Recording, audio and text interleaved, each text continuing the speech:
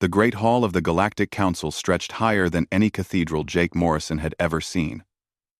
Towers of light rose from the floor, each one representing a member species of the Council. The Vareth stood tall and proud, their blue skin shimmering under the artificial suns. The Quillen moved on 6 legs, their voices like music when they spoke. The Nexari floated in their containment suits, their energy forms dancing behind transparent walls. Jake stood with his hands behind his back, his gray uniform simple compared to the flowing robes and gleaming armor around him. Next to him, Sergeant Linda Hayes kept her expression neutral, but he could see the tension in her shoulders. Commander Peter Grant stood at the front of their small group, waiting to address the Council. 300 years had passed since humanity left the galactic community. 300 years since the border wars had nearly destroyed Earth and her colonies. The Terrans had withdrawn, built their strength in silence, and healed their wounds away from the eyes of the galaxy. Now they had returned, seeking to rejoin the civilization they had left behind. The council chamber fell silent as the speaker, a tall Vareth named Corin, raised one long-fingered hand. "The humans return to us," Corin said, his voice carrying across the vast space. "We welcome them as we welcome all who seek peace." Peter stepped forward and bowed slightly. "The Terran Federation thanks the Council for this opportunity. We have been alone for too long. We wish to share in the peace you have built." A Quillen representative shifted on her many legs. "Tell us, Commander Grant, what can your people offer the Council? What have you done in your long isolation?" Peter hesitated for just a moment. Jake knew what his commander was thinking. What could they say?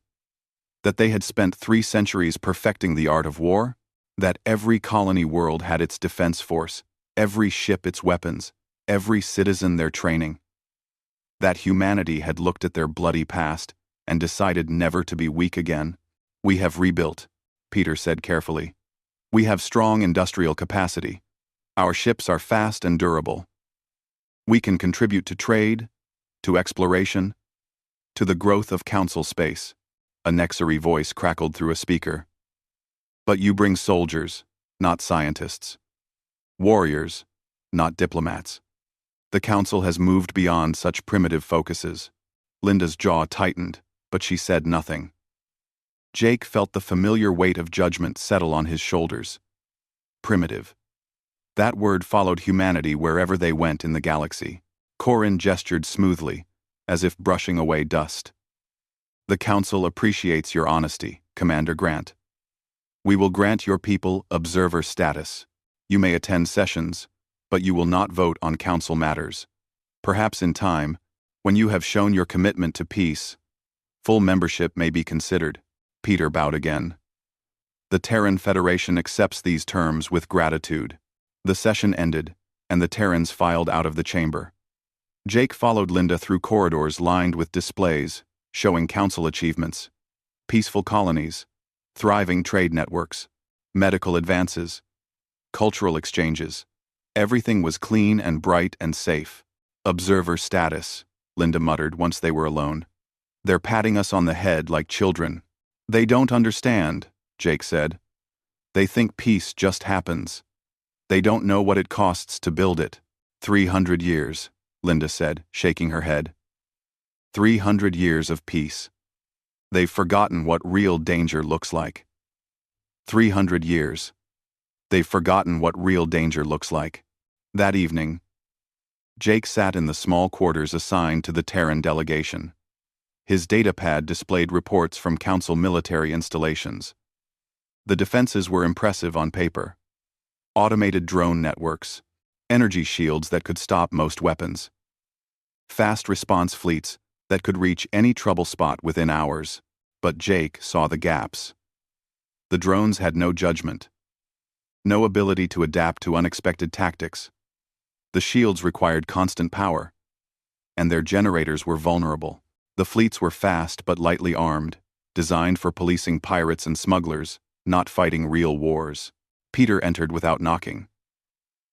"What do you think, Lieutenant?" Jake looked up from his pad. "I think they're prepared for the threats they know, sir. Nothing more." And if something new comes? Peter asked. Then they'll learn the hard way, Jake said. He pulled up a star map on his pad. Sir, these reports from the outer rim. Ships disappearing. Colonies going dark. The Council is calling it equipment failures and communication problems. Peter moved closer, studying the map. Red markers dotted the outer edges of Council space. Too many red markers. They don't want to see it, Peter said quietly. They've built a perfect society. The idea that something could threaten it, that's harder to accept than any enemy. What do we do? Jake asked. We watch, Peter said. We prepare. And when the time comes, we do what humans have always done. We stand in the gap. The next day, Linda took Jake to observe a Council military drill. They stood on an observation platform above a training field where Varath soldiers practiced maneuvers. The aliens moved in perfect formation, their weapons gleaming, their movements synchronized like a dance. Pretty, Linda said. No cover usage. No fire and movement. They're marching like it's a parade. Jake watched as the Varath responded to a simulated attack. They formed a defensive circle and activated personal shields, then waited for support drones to arrive. The whole exercise took 6 minutes. 6 minutes, Jake said. In real combat, they'd be dead in 60 seconds. A Varath officer approached them, his translator device hanging from his neck. You are the Terran observers. I am Captain Vex. Do you find our training adequate? Linda smiled politely. It's very organized, Captain. Very precise. 3. And Highness. We have not had a real military engagement in 140 years, Vex said with obvious pride. Our defensive systems make war obsolete. The criminal elements we encounter are easily contained. That's impressive, Jake said. But what if you faced an enemy that didn't care about your defensive systems? Something that just kept coming, no matter the cost. Vex's expression shifted, something that might have been confusion. Why would any rational beings behave in such a manner? The cost-benefit analysis would clearly favor retreat or negotiation. Not everything in the universe is rational, Captain, Linda said softly. Vex stared at her for a moment, then made a gesture that seemed dismissive. Perhaps that is why your people spent so long at war with themselves. You expect violence because you are violent. The Council has evolved beyond such thinking. After Vex left, Jake and Linda stood in silence. Below them, the Varath soldiers continued their careful, choreographed drills. They think we're barbarians, Jake said. Maybe we are, Linda replied. That night, Peter called an emergency meeting. Jake and Linda arrived to find the commander staring at a holo display. The image showed a planet, green and blue and beautiful. Smoke rose from 3 points on the surface. This is Keth Prime, Peter said. A Quillan colony world. Population 8 million. 4 hours ago, they broadcast a distress signal. 3 hours ago, all communication ceased. Pirates? Linda asked. The Quillan don't think so, Peter said. But they're not saying what they do think. The Council is dispatching a fleet to investigate. They've agreed to let us send 1 ship as observers. Do we know what we're observing? Jake asked. Peter zoomed in on the planet. The smoke had spread. Where there had been 3 points, now there were 10. No, he said.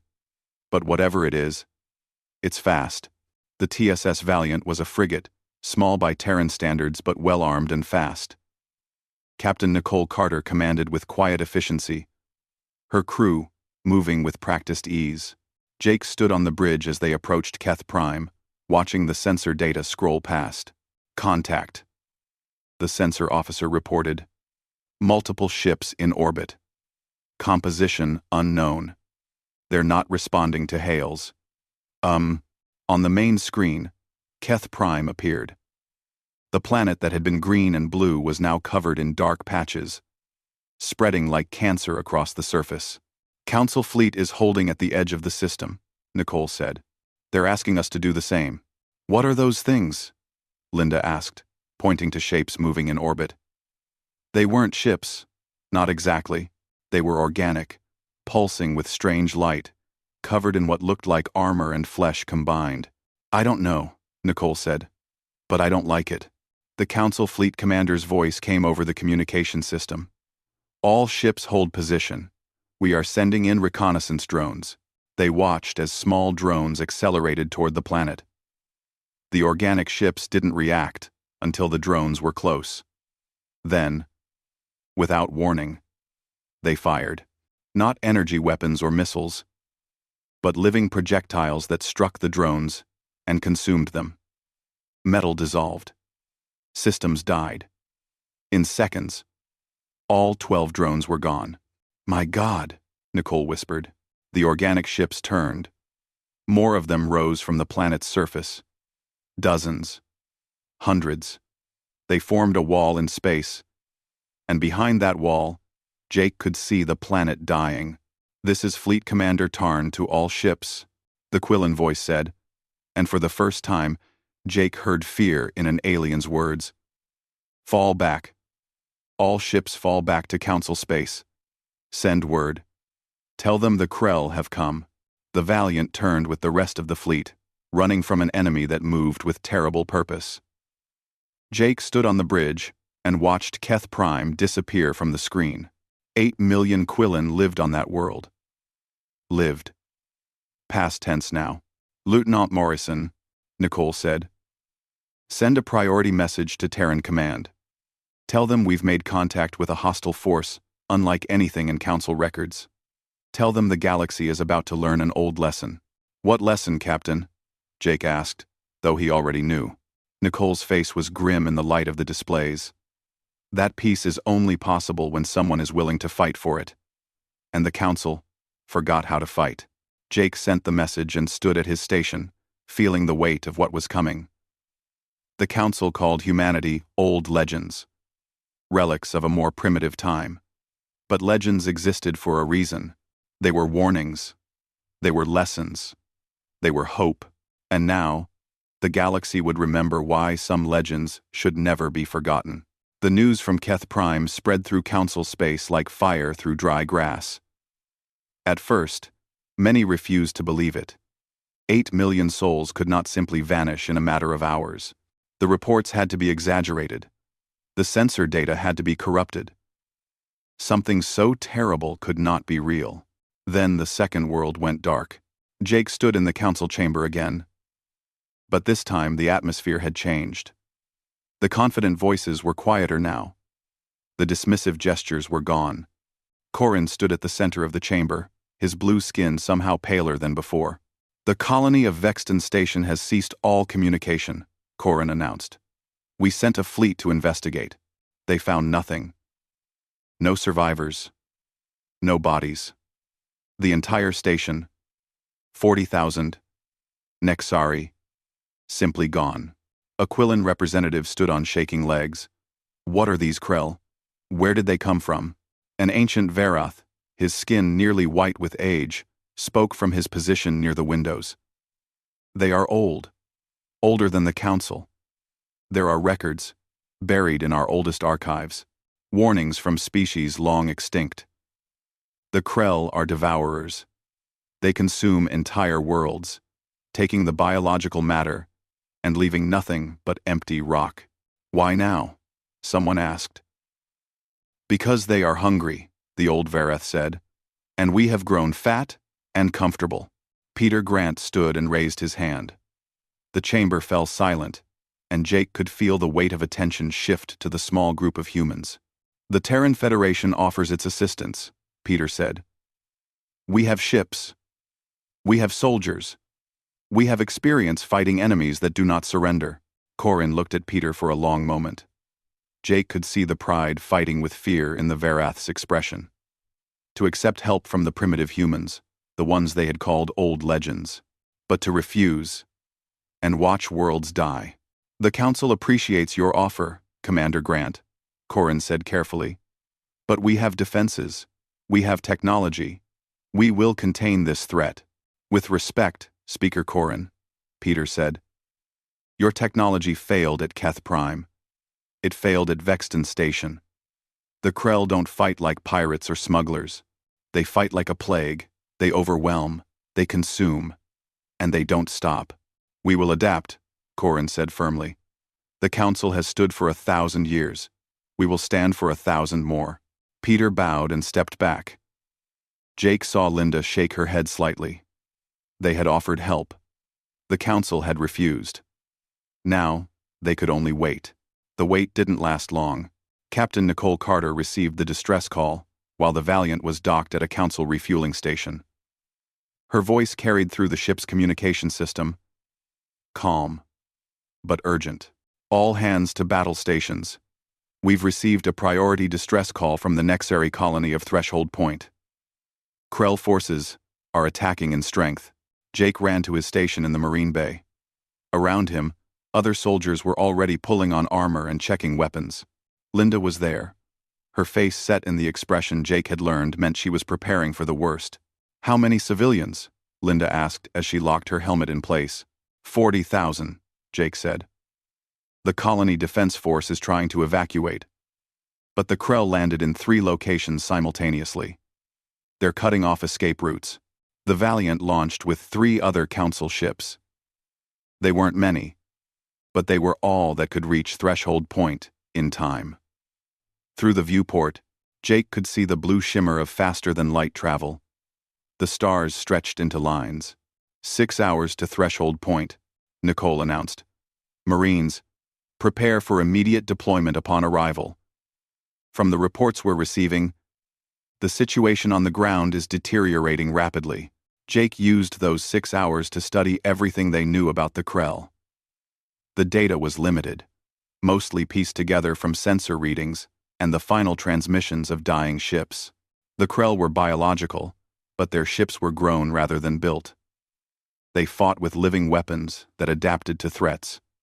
They used swarm tactics, overwhelming defenses with sheer numbers. They're like insects, Corporal Danny Wright said, looking over Jake's shoulder at the data. They just keep coming until you're buried. Insects can be killed, Linda said. Everything can be killed if you hit it hard enough. The Valiant dropped out of faster-than-light travel at the edge of the Threshold Point system. What they saw made Jake's stomach turn.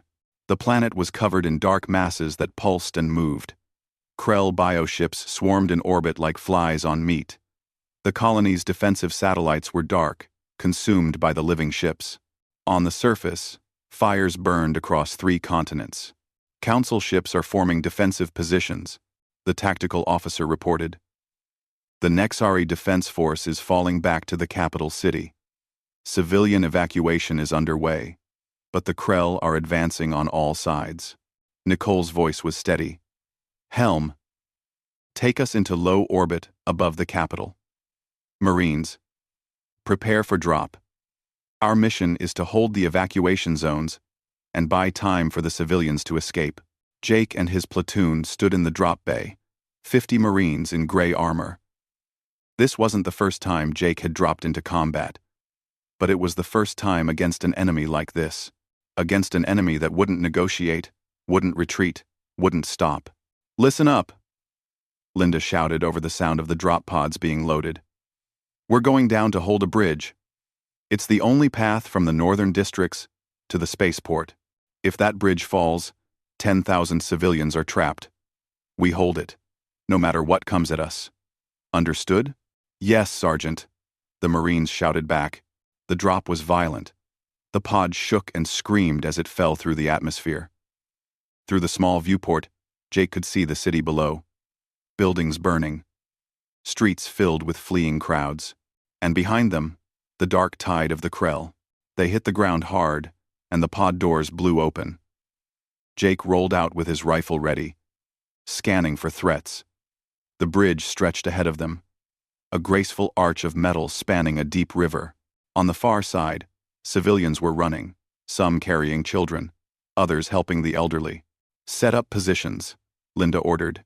Heavy weapons on the high ground. Engineers, prepare demolition charges. Danny and his engineers ran to place charges along the bridge supports. Jake took position behind a barricade of sandbags that the Nexari Defense Force had already built. Other Marines spread out, creating overlapping fields of fire. The first Krell appeared 10 minutes later. They came from the northern streets like a living carpet. Individual creatures were hard to distinguish in the mass.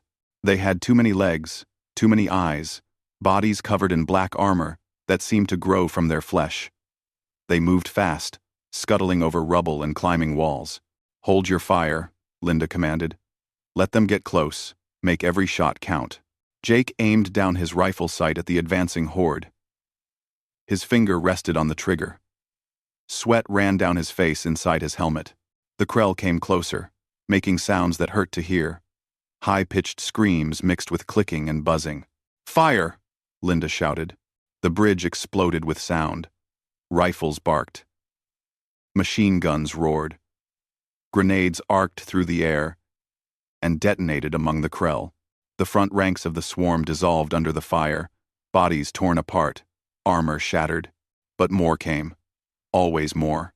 Jake fired until his first magazine was empty, then reloaded and fired again. Next to him, a Marine named Private Lisa Bennett was breathing hard, her shots going wide. "Aim for the center mass," Jake told her. "Don't try for headshots. Just put rounds into the biggest part of their bodies." Lisa nodded and adjusted her aim. Her next burst dropped a Krell that was climbing over the bodies of its dead. The battle settled into a rhythm. The Krell attacked in waves. The Marines cut them down. Bodies piled up on the bridge approaches, making the Krell climb over their own dead to reach the defenders. Behind them, the stream of civilians continued. Families running for their lives. Jake saw a Nexari child fall. Saw her father scoop her up, without breaking stride. He saw old ones who could barely walk, supported by younger relatives. He saw the fear in their eyes, the desperate hope that they would reach safety. "We have to hold," Jake said to no one in particular. "We have to." An hour into the battle, the Krell changed tactics. Larger creatures appeared, the size of trucks, with armor too thick for rifle fire to penetrate. They pushed forward, using their massive bodies to shield smaller Krell behind them. "Heavy weapons!" Linda shouted. "Target the big ones!" Marines with rocket launchers stood and fired. The rockets screamed across the bridge and slammed into the large Krell. Explosions blossomed, and the creatures staggered. But they didn't die. Their armor was too strong, their bodies too resilient. "Danny," Linda called. "We need fire." The engineer nodded and ran to a supply crate. He pulled out equipment that made Jake's eyes widen. Flamethrowers. Old technology. Brutal. And simple. Danny and two other engineers strapped on the fuel tanks and moved to the front line. When the next wave of large Krell advanced, Danny stepped out from cover and pulled the trigger. A stream of liquid fire shot across the bridge, splashing over the lead creature. The Krell's armor didn't stop fire. It burned, the creature screaming and thrashing as flames consumed it. The other engineers opened fire, creating a wall of flame across the bridge approach. Krell caught in the fire died, their bodies crackling and popping. The smell was terrible, burning meat and something chemical that made Jake's eyes water even through his helmet filters. But it worked. The Krell advance faltered. The creatures tried to go around the flames, but the bridge was narrow, and there was no way around. For the first time since the battle began, the swarm stopped advancing. "Keep it up!" Linda shouted. "Pour fire on them!" The flamethrowers roared, and the Krell died. Jake kept firing his rifle, taking down any creature that tried to push through the flames. Next to him, Lisa was crying, but she kept firing too. All along the line, Marines held their positions. Nicole's voice came through Jake's helmet radio. "Ground team, this is Valiant. Last evacuation shuttle is loading now. You've done it. 10,000 civilians are safe because of you." Linda looked at Jake, and he could see the exhaustion in her eyes. "What are our orders, Captain?" she asked. "Hold for 5 more minutes," Nicole said. Then blow the bridge and we'll pick you up. 5 minutes. Jake checked his ammunition. 2 magazines left. Around him, other Marines were running low too. The Krell were massing again, getting ready for another push. "Danny," Linda called. The engineer nodded and ran back to the bridge supports. Jake watched him work, connecting detonators, running wire back to a control box. Danny's hands were steady. Despite the chaos around him, the Krell attacked again. This time they came from the sides too, climbing up from the river itself. Marines shifted positions, firing in all directions. A Krell broke through the line and rushed at Lisa. Jake shot it 3 times, and it fell at her feet. "Thanks," Lisa gasped. "We look out for each other," Jake said. 1 minute, Nicole announced. The Marines began falling back, maintaining fire as they moved toward the drop zone. Danny held the detonator control, waiting. The Krell sensed victory and rushed forward, climbing over the burning bodies, heedless of their own casualties. "Everyone clear," Linda shouted. The last Marine stepped off the bridge. Danny pressed the button. The explosions were massive. The bridge supports shattered, and the graceful metal arch collapsed into the river. Hundreds of Krell fell with it, screaming as they plunged into the water. The northern districts were cut off now. The Krell would find other ways across eventually. But by then, the civilians would be gone.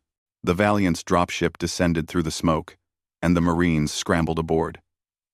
Jake was the last one on, pulling himself through the hatch as the ship lifted off. Through the closing door, he could see the city below, burning and overrun, but the spaceport was evacuating. Ships were lifting off, carrying civilians to safety. 10,000 lives saved. It wasn't victory, but it was something. Aboard the Valiant, the Marines stripped off their armor and collapsed into seats. Jake looked around at his platoon. Everyone was there. Exhausted, scared, but alive. Linda sat next to him and pulled off her helmet. Her face was covered in soot and sweat. "That was just one bridge," she said quietly. "One bridge in one city. On one world. How many more bridges are there? How many more worlds?" Jake didn't have an answer. Nicole's voice came through the ship's communication system. "All hands. This is the captain. We're receiving reports of Krell attacks on 6 more worlds. The Council is requesting emergency sessions, and they're asking for our help." Linda looked at Jake and smiled, but there was no humor in it. "They're asking now that they're desperate, now that they're dying. Does it matter?" Jake asked. "We're here. We can help." "Isn't that enough?" "It has to be," Linda said. She leaned back and closed her eyes. It has to be enough. The Valiant accelerated away from threshold point, leaving the dying world behind. Jake stared out the viewport at the stars, knowing that somewhere out there, more colonies were falling, more civilians were dying. The Krell swarm was rising, and the galaxy was learning a hard truth. Peace was fragile. Safety was temporary. And sometimes, the old legends were all that stood between civilization and darkness. Major Kyle Turner had been a soldier for 20 years, and he had never seen anything like the war room at Council headquarters. Holographic displays showed 16 worlds under attack. Red markers indicated Krell presence. Blue markers showed Council forces, and those blue markers were shrinking by the hour. "They're losing," Kyle said to the Verath officer standing next to him. Captain Vex, who Jake and Linda had met during the training exercise, nodded slowly.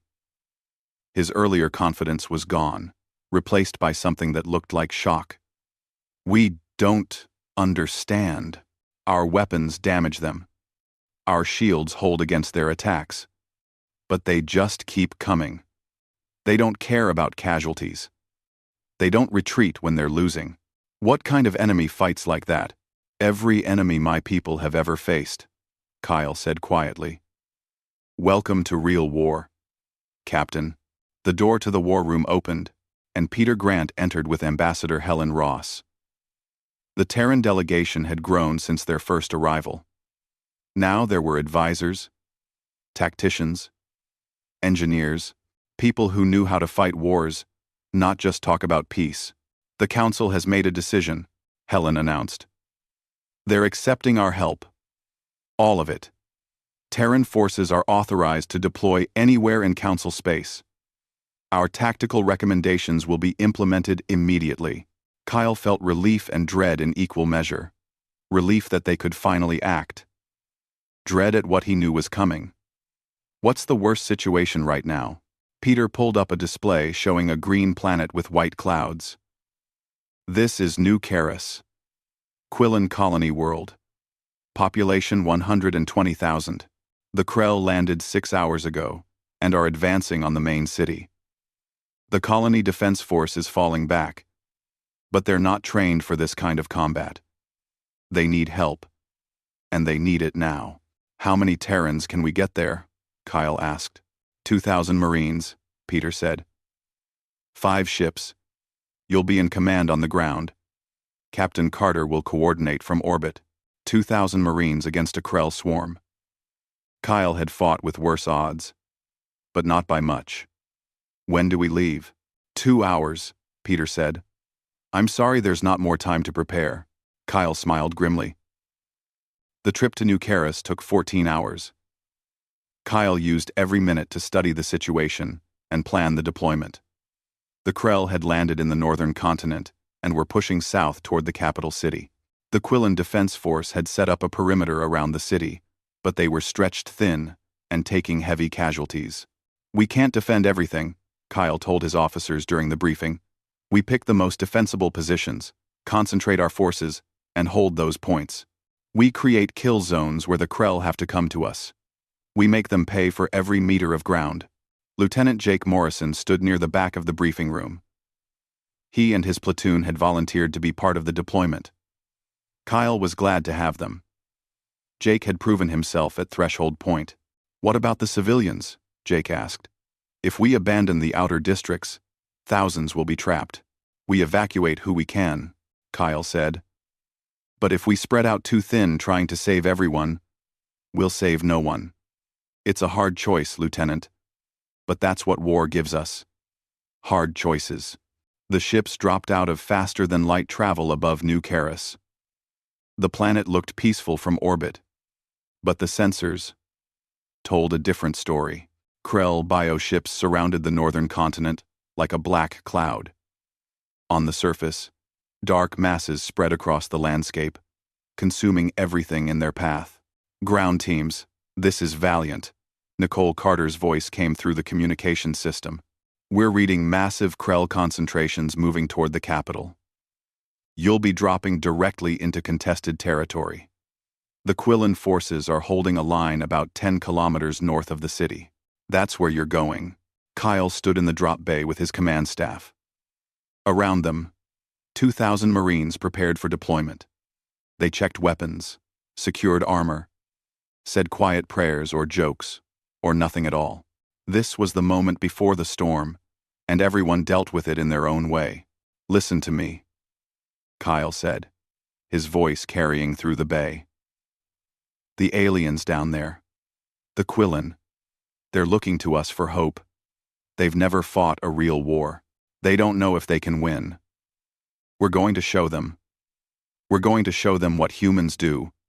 When things look impossible, we fight, we hold, and we make the enemy remember that some prey bites back.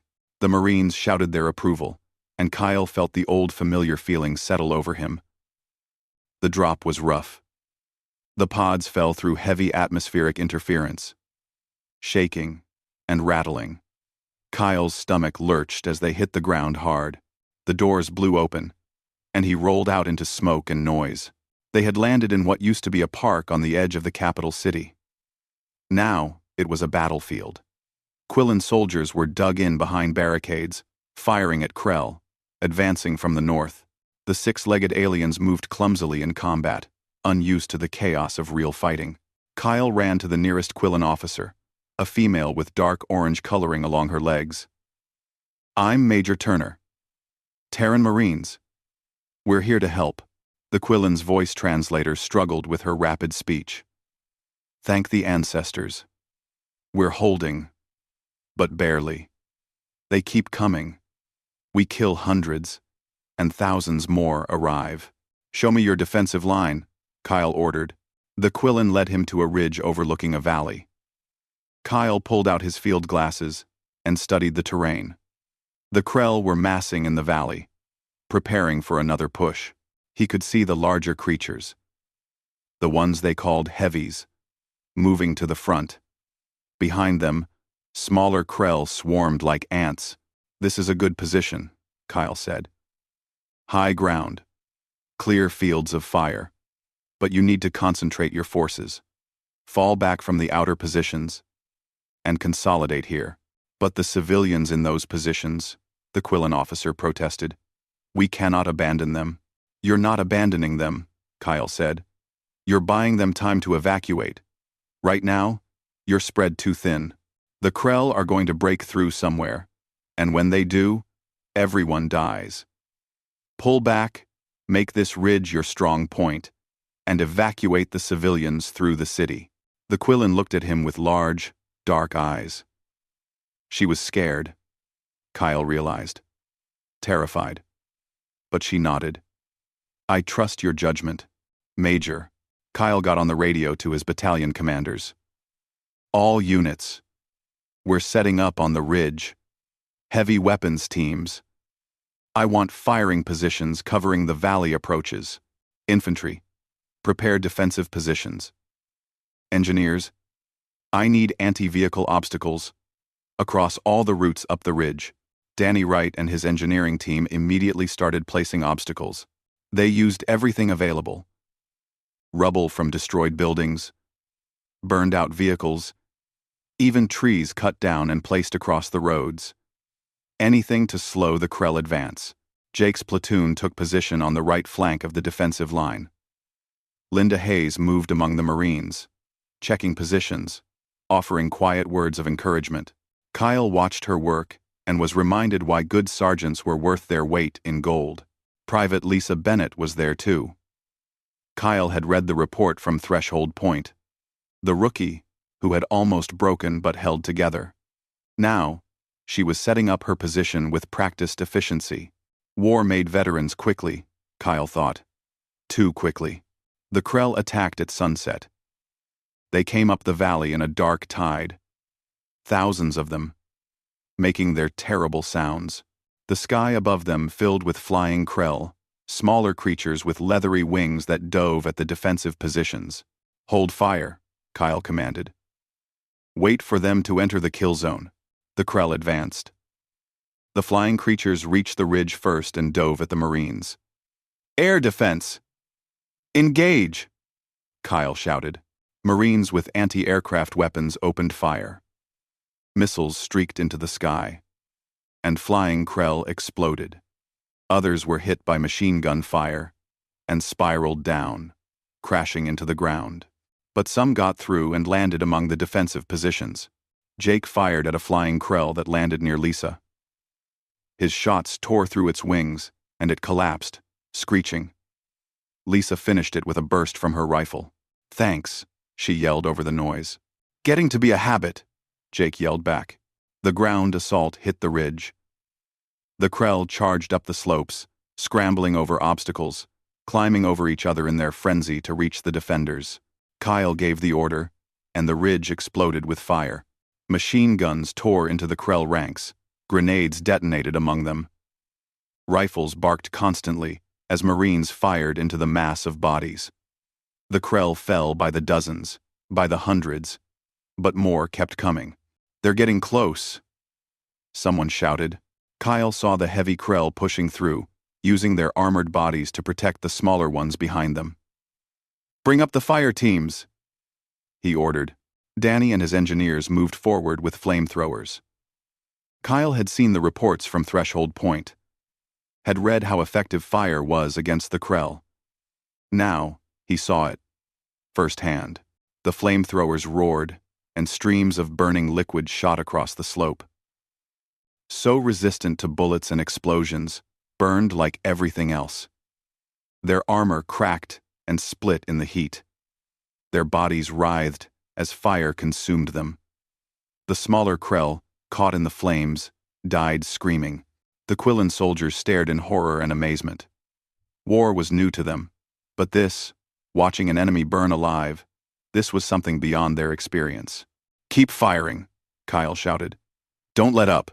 The battle went on for 3 hours. Wave after wave of Krell came up the valley and died on the slopes of the ridge. The Marines held their positions, firing until their weapons overheated, reloading, firing again. The Quillen soldiers, seeing the humans stand firm, found their own courage and fought harder. Dr. Alan Pierce, a Terran xenobiologist attached to the Marine Force, worked behind the lines with a team of scientists. They were studying Krell bodies, trying to understand the enemy's biology. Kyle saw Pierce running toward him, carrying a datapad. "Major, I've found something," Pierce said, out of breath. "The Krell are connected, not just socially, but biologically. There's a neural network linking them. If we can disrupt that network, we can confuse them, maybe even drive them back." "How do we disrupt it?" Kyle asked. "Electromagnetic pulse," Pierce said. "Specific frequency. I've isolated it from the neural patterns in the dead Krell. If we can generate a strong enough EM pulse, we can hit every Krell in range." Kyle looked at the scientist. "Can you build a device to do that?" "I need time and equipment," Pierce said. "You've got 6 hours and whatever equipment we can get you," Kyle said. "Make it work, Doctor." Pierce ran back to his team, and Kyle returned to the battle. The Krell attacks were getting weaker, the waves less frequent. They were running out of forces in the immediate area, or perhaps regrouping for a bigger assault. Either way, it gave the defenders time to breathe. Jake walked along the defensive line with Linda, checking on the Marines. Many were wounded. All were exhausted. But they were alive, and the line had held. "We did it," Lisa said, slumping against a barricade. "We actually held them." "We held this time," Linda corrected. "They'll be back. They always come back." "Then we'll kill them again," Lisa said with a fierce determination that made Jake smile. He remembered the scared rookie from Threshold Point. That person was gone. In her place was a soldier who had walked into the fire and come out stronger. Nicole's voice came through on the command channel. "Ground team, this is Valiant. We're tracking a massive Krell concentration forming 30 kilometers north of your position. It looks like they're preparing a major assault. You've got maybe 12 hours before they hit you." Kyle acknowledged the report and called his officers together. "We have 12 hours. Pierce and his team are building a weapon that might turn the tide. We need to hold until he's ready." "And if his weapon doesn't work?" Jake asked. Kyle looked at the young lieutenant and saw the same question in all their eyes. "Then we hold anyway. We buy time for the civilians to evacuate. We make the Krell pay for every life they take. That's what we do. That's what we've always done." The night passed slowly. Marines slept in shifts, weapons close at hand. Engineers reinforced the defensive positions. Medical teams treated the wounded. The Quillen soldiers watched the humans work with something like awe. A Quillen soldier approached Jake as he stood watch. "Lieutenant Morrison, may I ask you a question?"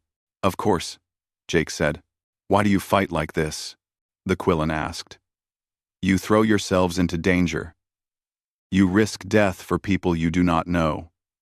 We Quillen value life, and we struggle to understand such sacrifice." Jake thought about the question for a long moment. "We value life too," he said finally. "That's why we fight.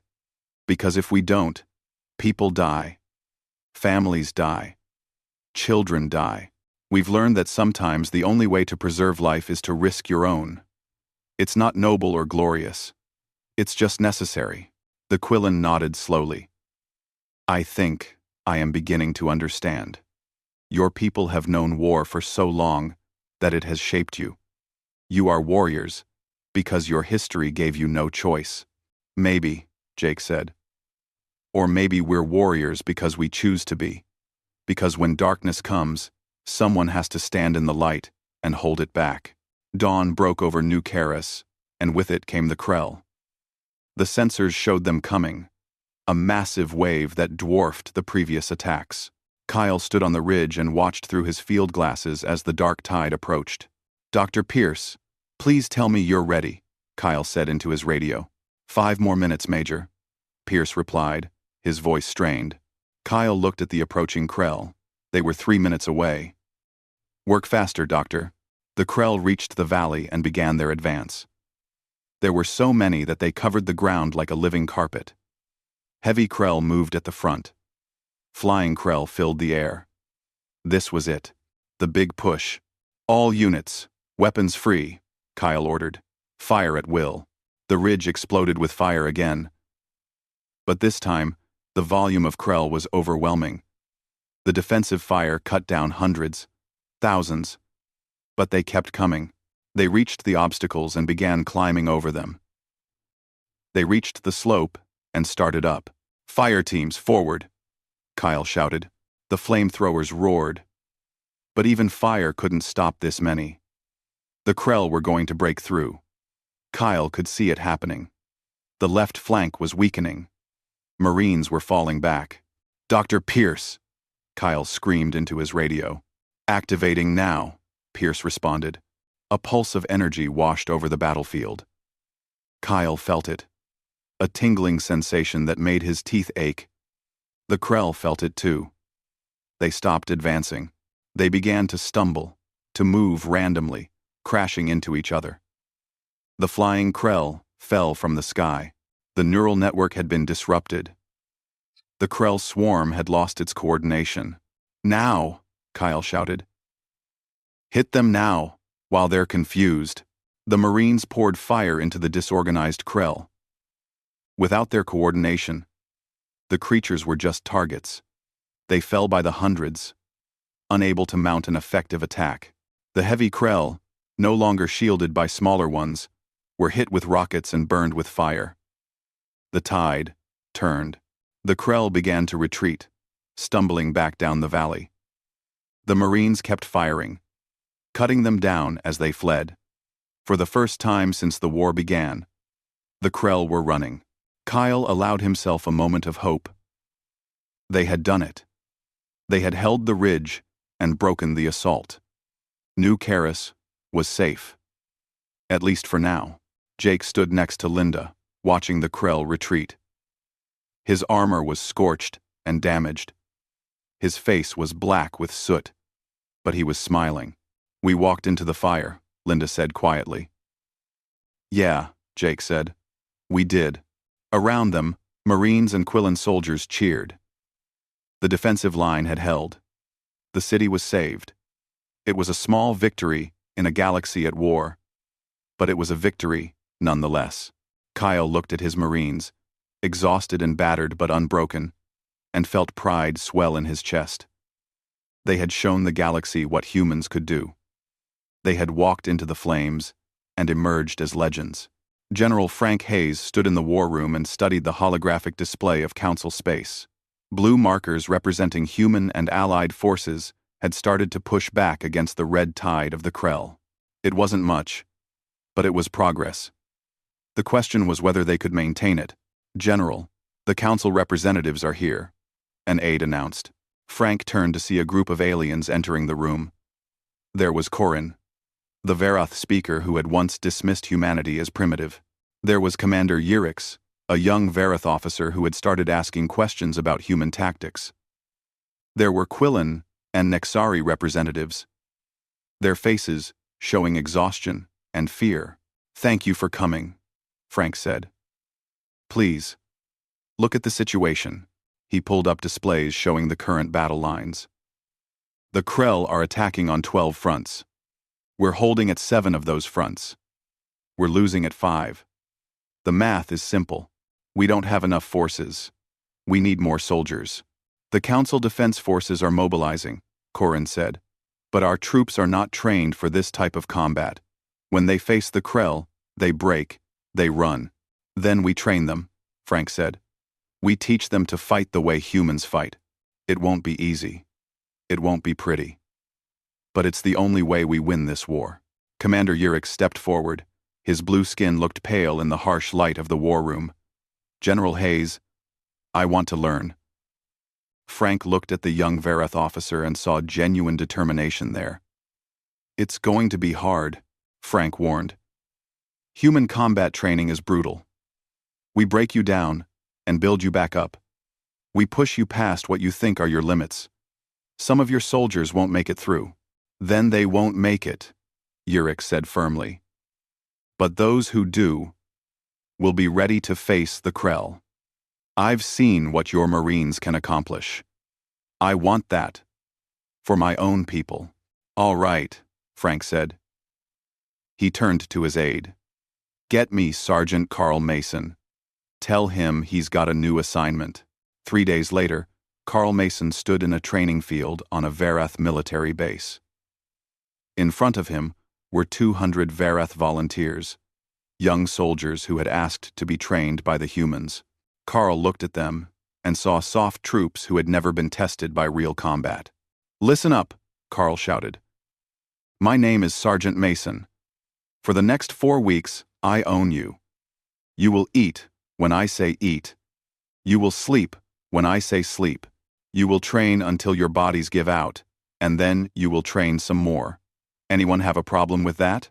The Vareth soldiers looked at each other uncertainly. One raised his hand. Sergeant, in our training, we are taught to value rest and recovery. Physical wellness is important for effective soldiers. Carl walked up to the soldier and looked him in the eye. Physical wellness doesn't mean anything when you're dead. The Krell don't care if you're well rested. They'll kill you just the same. Now drop and give me 50 push-ups. The Vareth soldier stared at him. I don't understand. What have I done wrong? 1. You questioned me, Carl said. In combat, when I give an order, you follow it.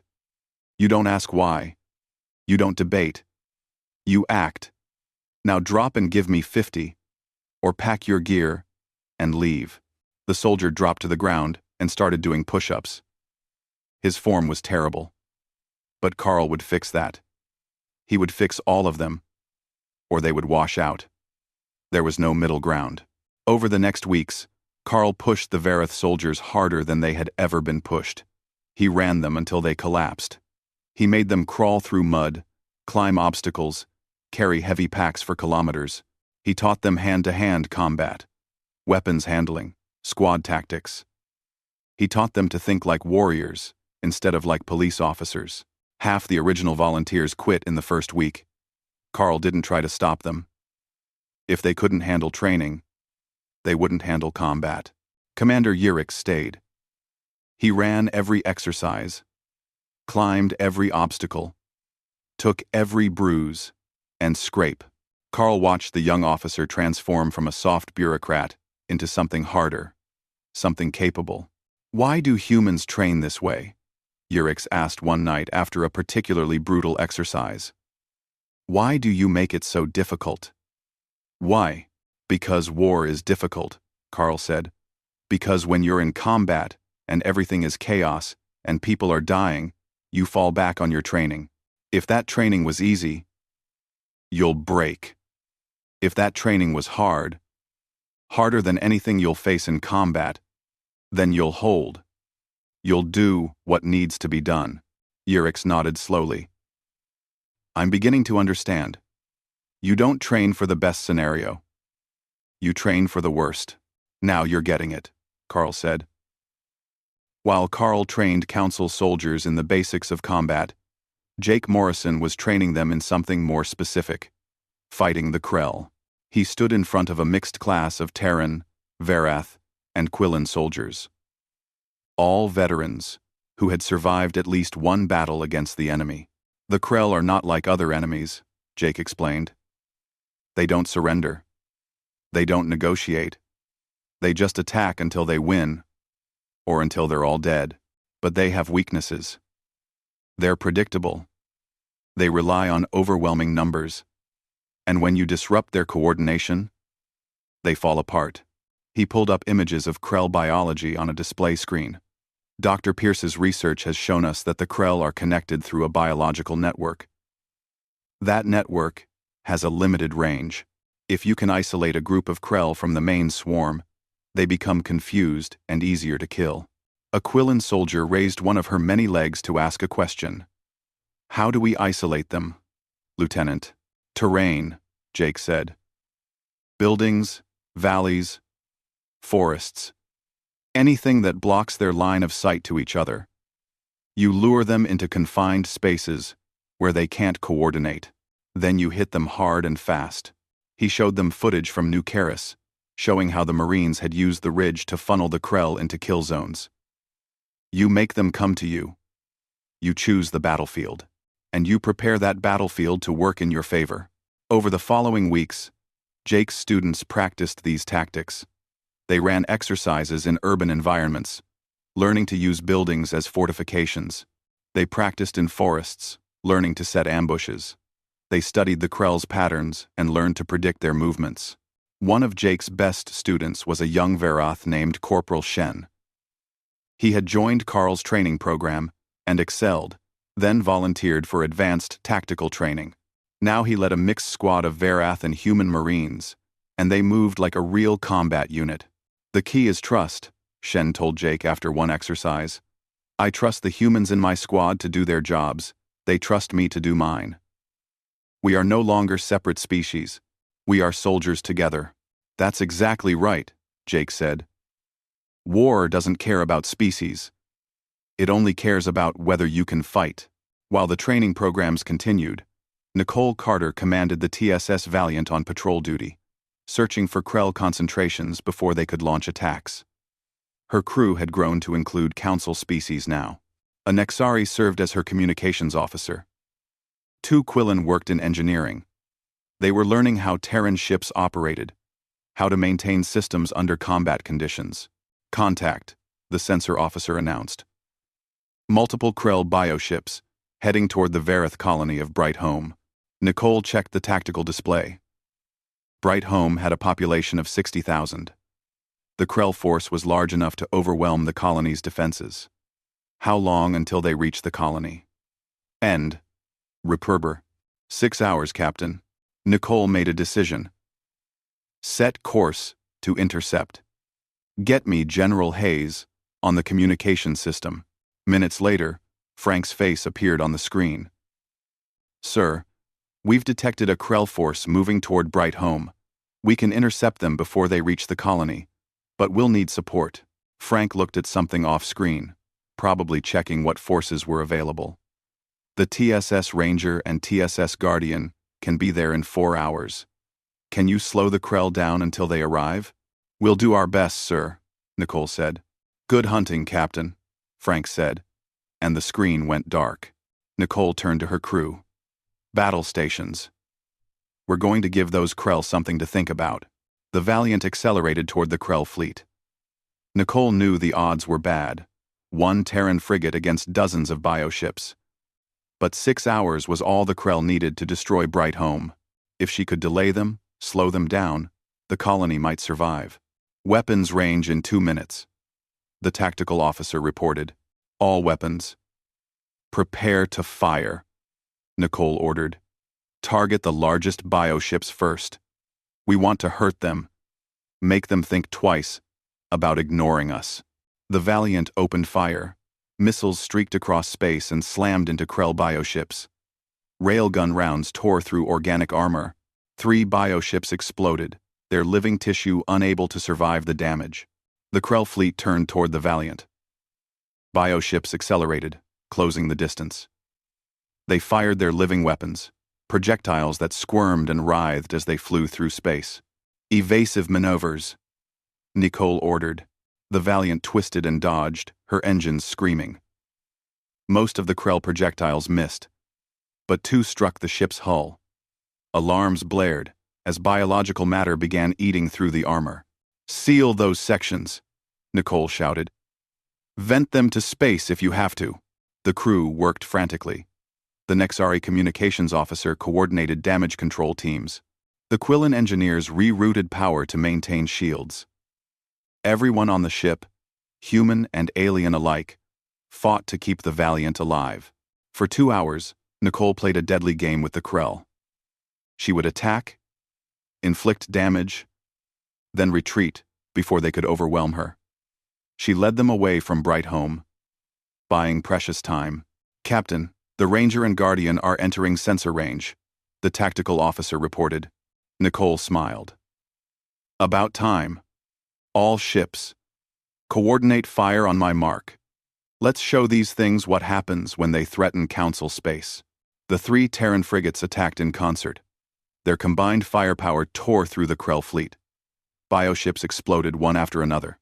The Krell tried to adapt, tried to coordinate a defense, but they were designed for attacking planets, not fighting ship-to-ship battles against determined opponents. When it was over, 30 Krell bioships were destroyed. The remainder fled back toward Krell-controlled space. Bright Home was safe.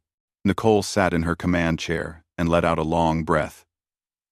"Damage report. Hull breaches on 3 decks," the engineering officer replied. 2 crew members injured.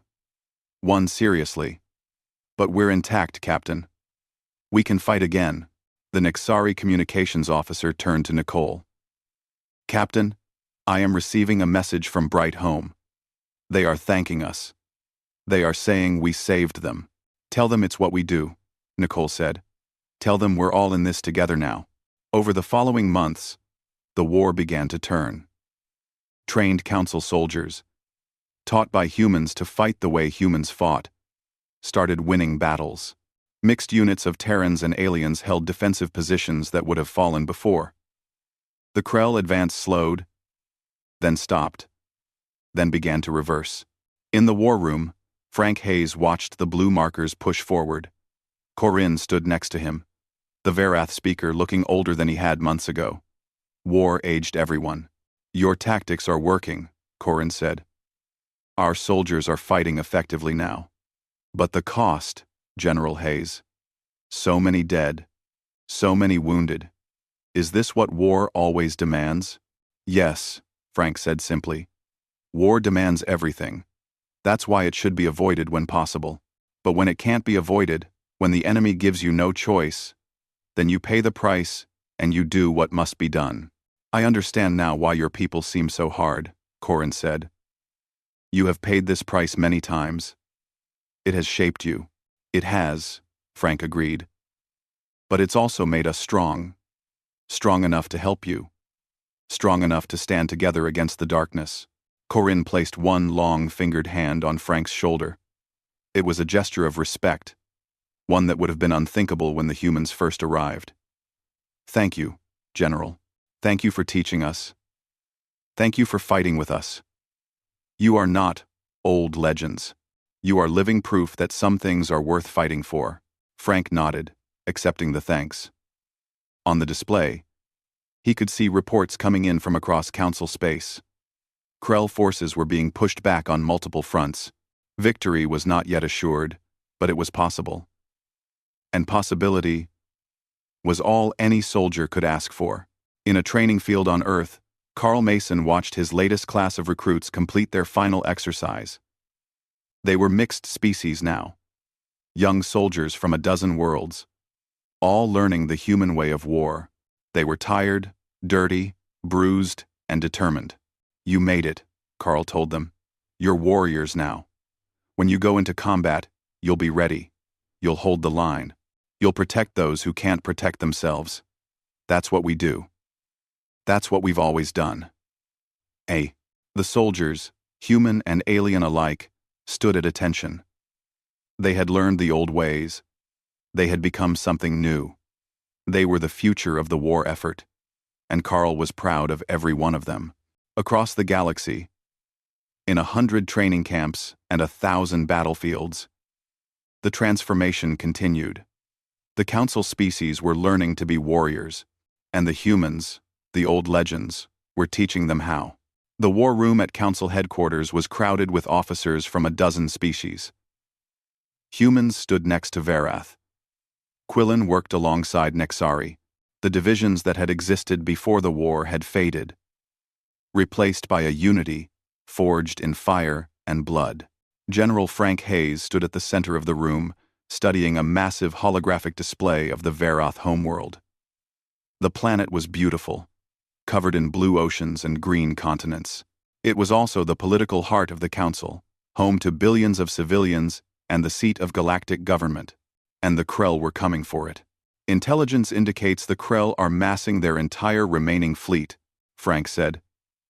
Every bioship, every ground force, everything they have left.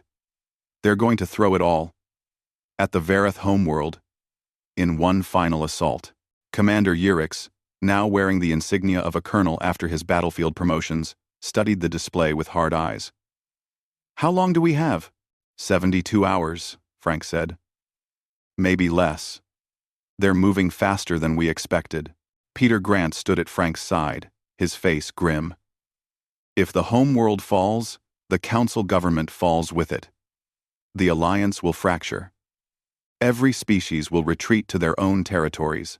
We'll lose everything we've built. Then we don't let it fall, Jake Morrison said. He stood with the other battalion commanders, his gray uniform showing the wear of months of constant combat. Next to him, Linda Hayes nodded in agreement. We make our stand here, Frank said. Every ship, every soldier. We hold the homeworld, or we die trying. The room fell silent. Everyone understood what Frank was saying. This was it.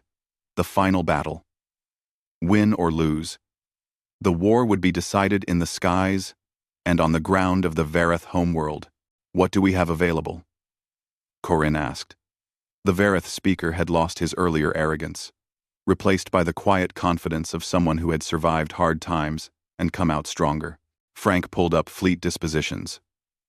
42 capital ships, 200 frigates, and 500 support vessels. That's everything the Council and Terran fleets can put in the system. On the ground, we have 200,000 troops, mixed human and Council forces. And the Krell? Intelligence estimates 300 bioships and ground forces numbering in the millions, Frank said. They outnumber us 3-1 in space, 10-1 on the ground. Those are terrible odds, a Quillen officer said, her voice translator making her sound nervous. They're the odds we have, Frank said. So we make them work. We use everything we've learned. We fight smart. We fight hard. And we don't give up. No matter what. Kyle Turner, now a colonel after his actions on New Karis, stepped forward. General, let me take a strike team deep into Krell territory. If we can locate and destroy their command structure, the hive mind that coordinates them, we might be able to break their assault before it even begins. Frank considered the suggestion. It would be a one-way trip, Colonel. The chances of extraction are minimal. I understand, sir, Kyle said. But if we can give the defense even a small advantage, it's worth it. Frank looked at the younger officer and saw the same determination he had seen in soldiers throughout his career. The willingness to sacrifice for the greater good. It never got easier to accept such offers. But Frank had learned long ago that sometimes sacrifice was necessary. Pick your team, Frank said. You leave in 6 hours. Kyle saluted and left to gather his volunteers. Frank turned back to the display, his mind already working through defensive plans and contingencies. They would need every advantage they could get. Nicole Carter stood on the bridge of the Valiant, watching her crew prepare for battle. The ship had been repaired and upgraded after months of combat. Her weapons were sharper. Her armor was thicker. But she was still just one ship against hundreds. Captain. Incoming communication from Fleet Command. Her Nexari communications officer reported. Admiral Chen's face appeared on the screen. Captain Carter. The Valiant is being assigned to the inner defense perimeter around the homeworld. Your mission is to protect the evacuation transports. Millions of civilians are being moved to shelter facilities on the far side of the planet. If the orbital battle goes badly, those transports are the last chance for survival. Understood, Admiral, Nicole said. We won't let them through. I know you won't, Captain, Chen said. Good luck. The screen went dark, and Nicole turned to her crew. Humans and aliens, working together, just like everywhere else in the fleet. You heard the Admiral. We're protecting the transports. That means we hold position no matter what comes at us. If we run, civilians die. If we break, civilians die. So we don't run, we don't break. Clear? Yes, Captain. The crew responded in unison. Nicole sat in her command chair and waited for the storm to come. On the surface of the Vareth homeworld, Jake stood with his battalion in the capital city. The streets were empty of civilians now. Everyone evacuated to underground shelters or off-planet entirely. The buildings stood silent, waiting. Linda walked up to stand next to him. Her armor was scarred from a dozen battles. Her face showed the weariness of months of constant combat. But her eyes were still sharp, still focused. Feels strange, Linda said. Fighting in a city with no civilians to protect. The civilians are why we're here, Jake said. They're just somewhere safer. Our job is still the same. Hold the line. We've gotten good at that, Linda said with a slight smile. Across the city, 200,000 soldiers prepared defensive positions. Humans worked alongside Vareth and Quillen and Nexari. Species that had barely known each other a year ago now fought as brothers and sisters. War had made them family. Private Lisa Bennett, now a corporal after her battlefield promotions, led her own squad of mixed species. She checked their positions, made sure they had adequate cover and ammunition. She had learned the lessons of survival well. Corporal Bennett, one of her Vareth soldiers said, "Are you afraid?" Lisa looked at the young alien and saw herself from months ago, scared and uncertain. She said honestly, "I'm always afraid before a fight. But being afraid is okay. It means you understand the danger. What matters is that you fight anyway." The Varath nodded. "I will remember that. Thank you, Corporal." In space, Kyle Turner and his strike team approached the Krell fleet in a stealth ship. They had been traveling for 2 days, slipping through Krell-controlled space, heading for the coordinates where intelligence believed the Krell Overmind was located. The Overmind was the central intelligence that directed the entire Krell swarm. It was ancient, powerful, and protected by layers of bioships and ground forces. Destroying it would be nearly impossible. But nearly impossible was still possible. "There," Kyle said, pointing to a massive bioship at the center of the Krell fleet. It was 3 times the size of any other Krell ship, pulsing with sickly light. "That's where it is." His team consisted of 20 Marines, volunteers all. They knew the odds. They knew they probably wouldn't survive. But they also knew that their sacrifice might save billions. "We're going to ram through their outer defenses, land on that ship, fight our way to the core, and plant nuclear charges," Kyle said. "Speed is everything. We don't stop. We don't slow down. We complete the mission." The Marines checked their weapons and nodded. Among them was Danny Wright, the engineer who had saved so many with his quick thinking. Also present was Corporal Shen, the Varath who had become one of the best tactical officers in the fleet. Human and alien together. One last time. "For the Council," Shen said. "For humanity," Danny added. "For everyone," Kyle said. "Let's go." The stealth ship accelerated toward the Krell fleet. The Overmind's bioship grew larger in their viewports, a mountain of flesh and armor floating in space. They were going to crash into that mountain and hope they survived long enough to do their job. Back at the Vareth homeworld, the Krell fleet arrived. They came out of faster-than-light travel like a swarm of locusts, 300 bioships spreading across space. Behind them, drop pods filled with millions of Krell ground forces prepared to assault the planet. "All ships, engage," Admiral Chen ordered. The battle began. The Council and Terran fleets opened fire, and space filled with weapons discharge. Missiles, railgun rounds, energy beams, everything humanity and the Council could throw at the enemy. Dozens of Krell bioships exploded in the first minutes of the battle, but the Krell came on. They fired their living weapons, projectiles that sought out ships and burrowed into hulls. They rammed into council vessels, their bioships tearing apart metal and flesh alike. They were dying, but they were also killing. Nicole watched from the Valiant as the main battle raged above her position. The orbital defenses were holding, but barely. Krell ships were breaking through, heading for the planet. "Contact," the sensor officer reported. 10 bioships, heading for the evacuation transports. "Intercept course," Nicole ordered. "All weapons. Prepare to engage." The Valiant accelerated toward the incoming Krell ships. She was 1 frigate against 10 bioships. The math was terrible, but the transports behind her carried 10,000 civilians. Children, families, people who deserved to live. "Fire everything," Nicole said. The Valiant opened fire, and the void erupted with violence. She destroyed 1 bioship, then another. The remaining Krell ships focused on her, seeing her as a threat. Their weapons tore into the Valiant's hull. Armor buckled, systems failed, but Nicole kept fighting. "Engineering reports critical damage to the engines," someone shouted. "We're losing power." Nicole looked at the tactical display. The Krell ships were still coming, but the transports were almost clear, almost safe. "Ram them," Nicole ordered. The bridge fell silent. Her crew stared at her. "Captain," the Nexari communications officer said quietly. "I know," Nicole said. "But those transports will make it. Those civilians will live. Sometimes that's all we can ask for.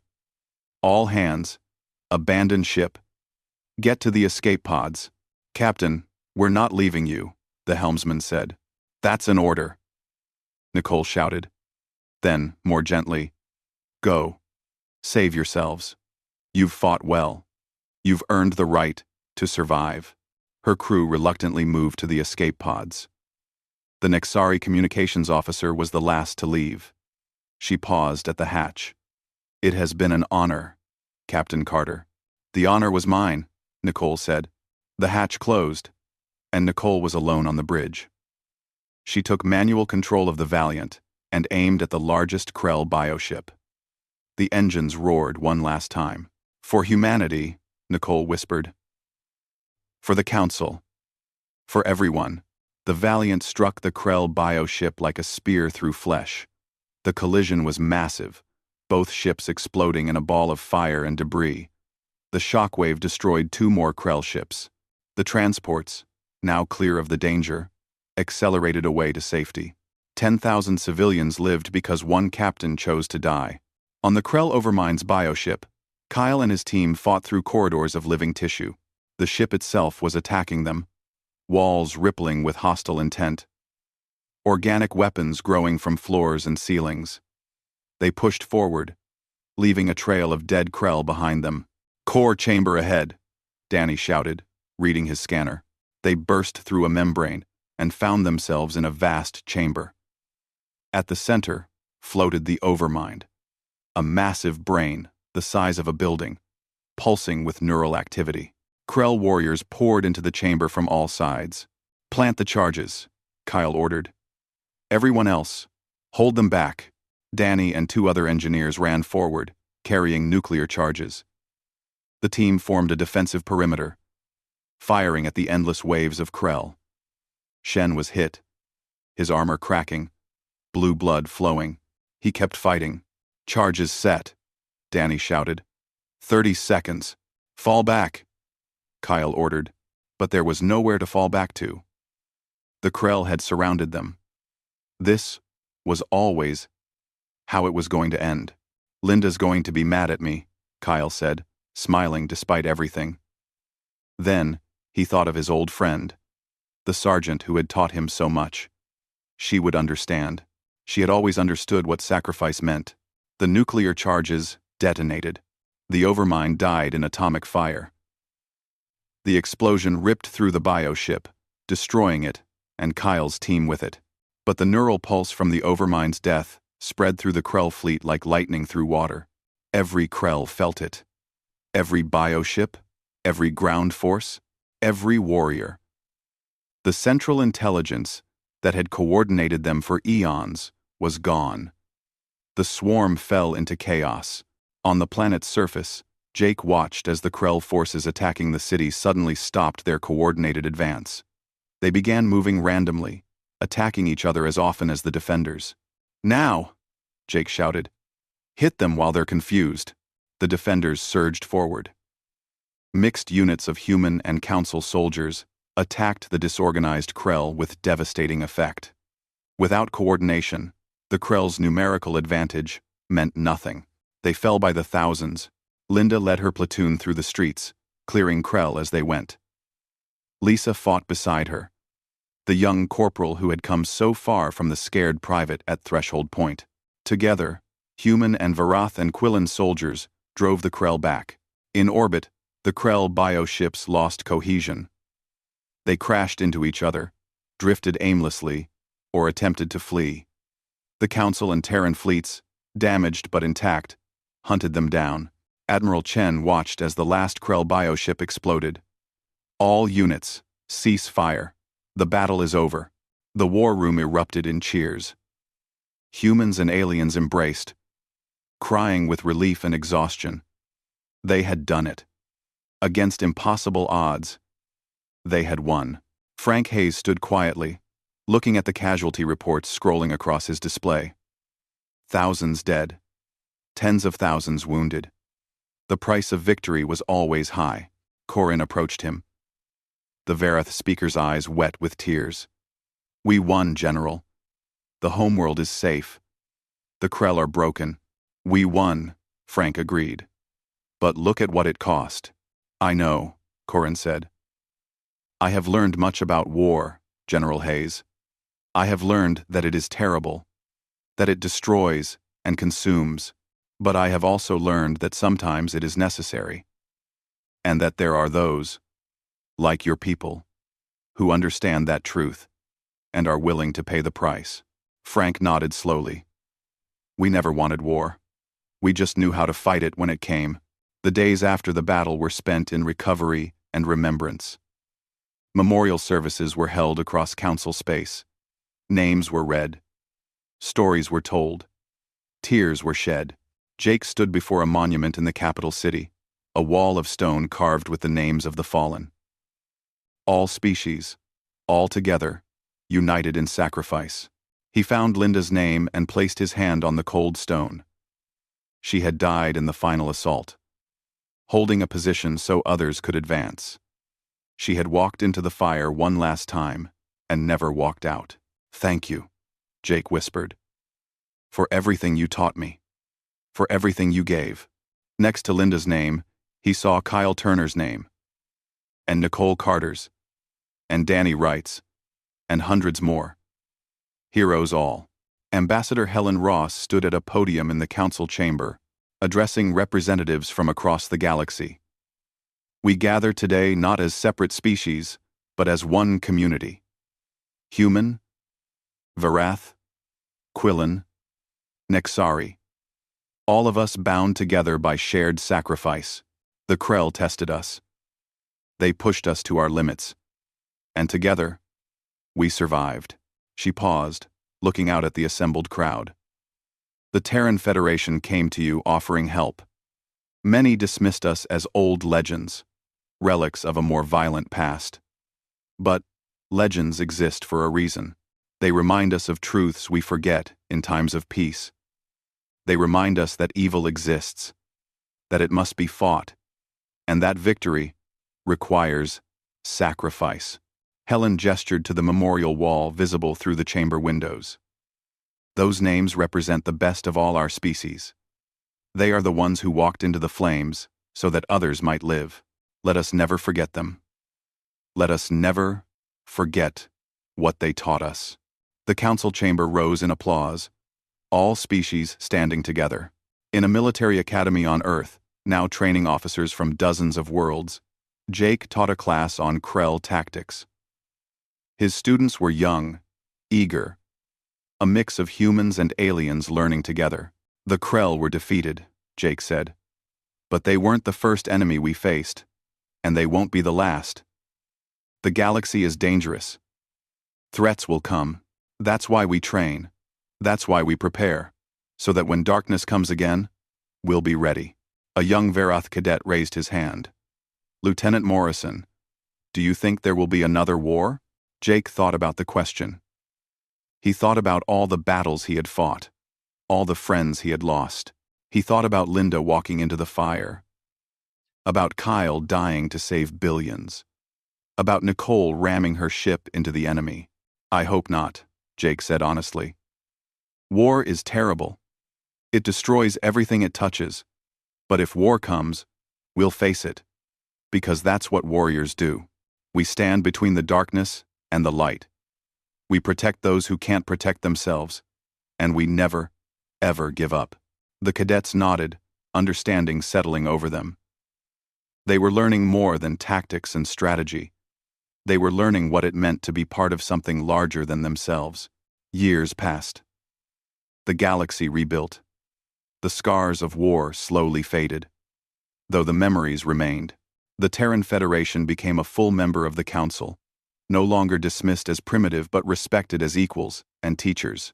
The combined military academies trained officers from all species in both Council and Terran methods, technology and tradition, innovation and experience. The best of both approaches. Monuments stood on every world that had been touched by the war. Walls carved with names, statues of soldiers from every species, reminders that peace was precious because it was protected. On the Verath homeworld, in the center of the capital city, stood the largest monument. It showed a group of soldiers, human and alien, standing together. Beneath it, words were carved in every council language. They called us old legends. They said we were relics of a more violent time. But when darkness came, the legends rose. They stood in the flames and held the line. They taught us that some things are worth fighting for. That courage is not the absence of fear but action despite it.